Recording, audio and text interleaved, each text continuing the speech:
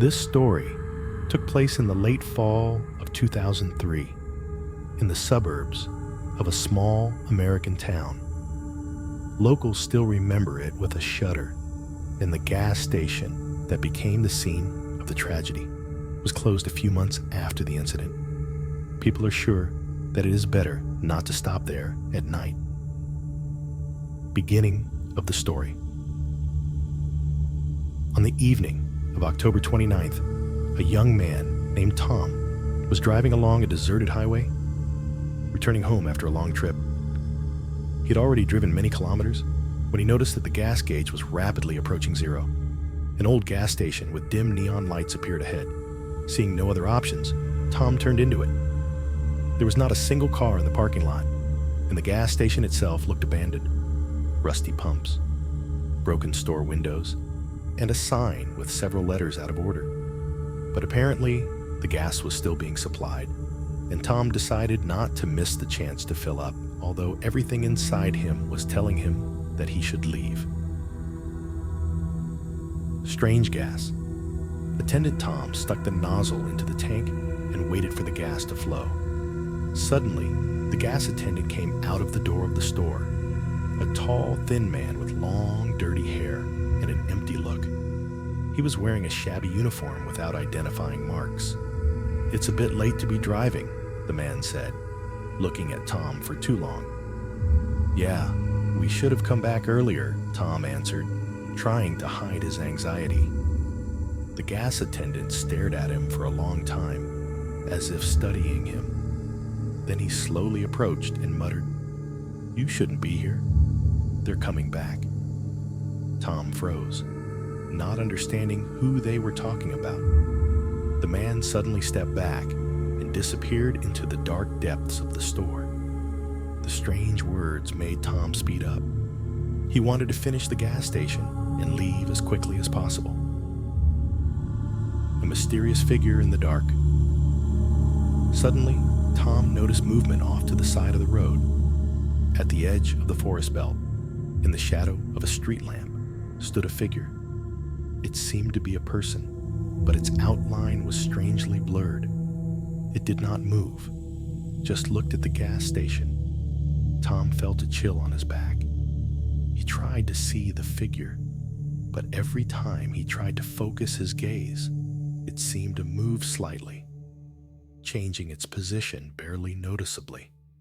Tom nervously looked back towards the store, but there was no gas station attendant or anyone else there. Then the pump clicked, signaling that the tank was full.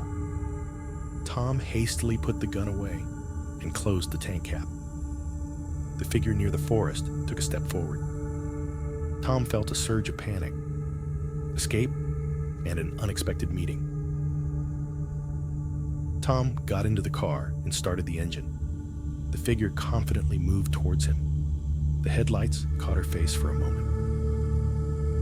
It was not quite a human smile, too wide, with sharp teeth, and eyes that glowed yellow in the dark. He turned the wheel sharply and pulled out onto the highway, trying not to look in the rearview mirror. But after driving a few meters, he couldn't help but glance. What he saw made his blood run cold. The strange figure was now standing right in the middle of the road. Tom pressed the gas until the speedometer needle reached its maximum.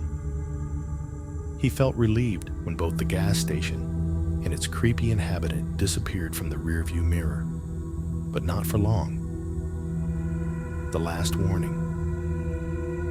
After a few miles, Tom decided to pull over to the side of the road to collect himself.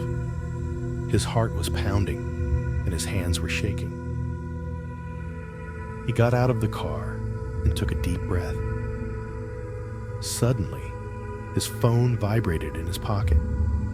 It was the number of the gas station he had just been to. Tom answered the call, holding his breath. The hoarse voice of the same gas station attendant came through the receiver.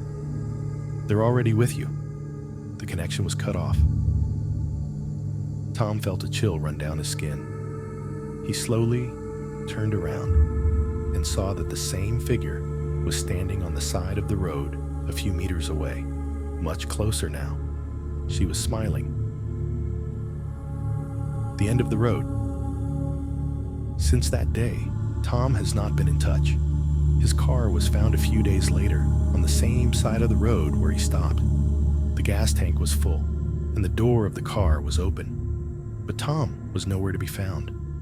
The gas station where this meeting took place was closed a month after Tom's disappearance. Locals say they have seen strange figures there and heard footsteps at night. No one knows what happened to Tom, and no one risks driving on that road after dark. This story has become a legend among truckers and lovers of night trips.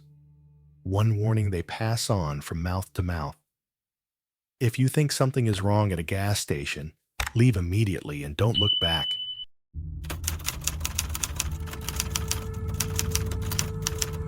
The Forgotten Trail. Based on one of the darkest urban legends that is passed from mouth to mouth in the American Appalachian Mountains. The beginning of the hike. 5 friends, Ben, Sarah, Tom, Jess, and Lucy, went to the mountains for a weekend to walk along an old tourist route. However, locals warned them not to turn off the main path. They said that in the forest, there is a forgotten trail, a place from which no one has returned.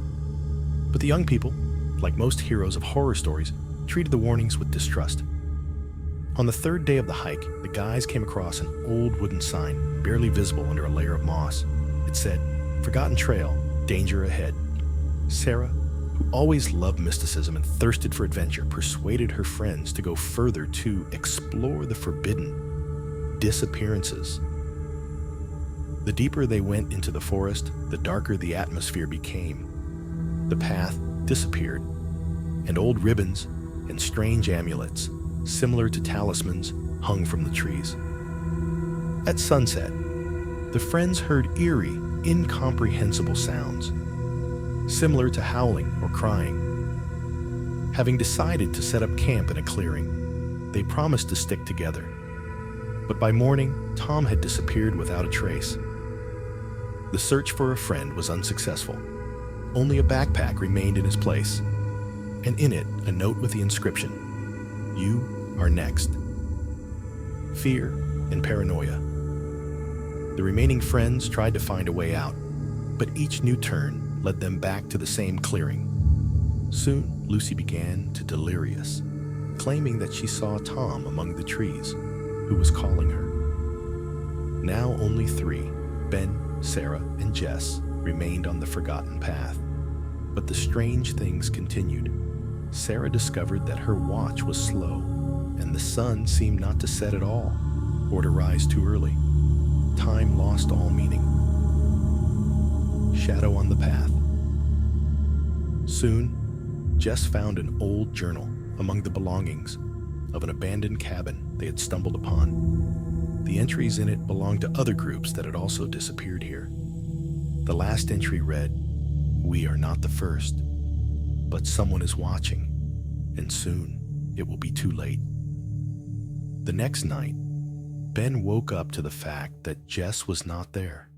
He saw her at the edge of the forest, looking into the darkness and whispering something. As he approached, Jess turned to him with empty eyes and whispered, "He is coming for you." The last choice. Now alone, Sarah desperately tried to find a way out. Again and again, she came to the same clearing where the forgotten path met her. But when she tried to go back, the forest literally slammed behind her.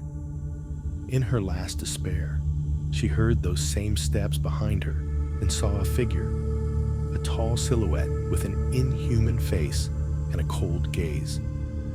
Sarah did the only thing she could. She rushed into the forest and ran until she collapsed from exhaustion. She was found a few days later on the outskirts of the nearest town. She did not remember how she got out of there and refused to tell what she saw in the forest. Epilogue. Later, Locals claimed that the same path had disappeared again. No one else found it, but rumors still circulated. They say that sometimes at night you can still hear the whispers of those who never found the exit.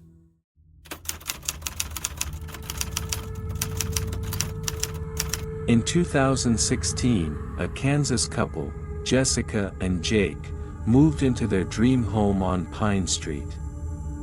At first glance, it was a cozy two-story 1940s mansion, which they bought at a great price. However, from the first days, strange things began to happen in the house, and the young family's nightmares became reality. First warning: when moving in, an old neighbor said to Jake, "No one lives here for long. That house, it's not good for anyone." Jake wrote off the words as the old man's ravings, but with each passing day, the atmosphere in the house became more and more tense. Jessica began to hear footsteps on the second floor when no one was home, and at night, they both thought that someone was standing in the bedroom doorway, watching them. The secret place behind the wall. One day, they discovered a basement that was not on the house plan.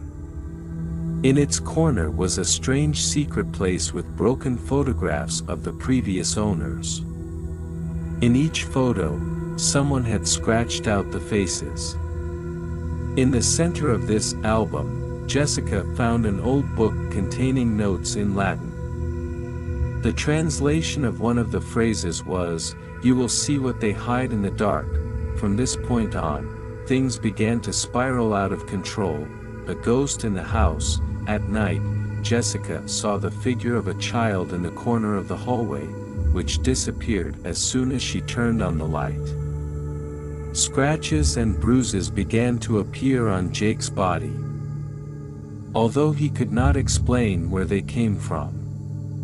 One night, when Jessica was alone, all the doors in the house slammed shut at once. She heard a whisper from the basement, "Time to go out." When Jake returned home, he found his wife in a trance, sitting on the floor in front of the basement door. Ritual of salvation. After consulting a local historian, they learned that the previous owner of the house was involved in a cult that performed sacrificial rituals in the basement. These spirits remained trapped in the house, demanding new blood. Seeing no other way out, the couple performed a cleansing ritual with the help of a priest. But when the ritual was over and they felt relieved, an ominous knock was heard in the attic. A sign appeared along the wall, scratched with a nail, "We are still here, escape." Jessica and Jake left the house the next morning, leaving everything behind. They never returned. The house was soon torn down, but people living nearby still claim to hear children's laughter at night and see lights in the windows of something that no longer exists.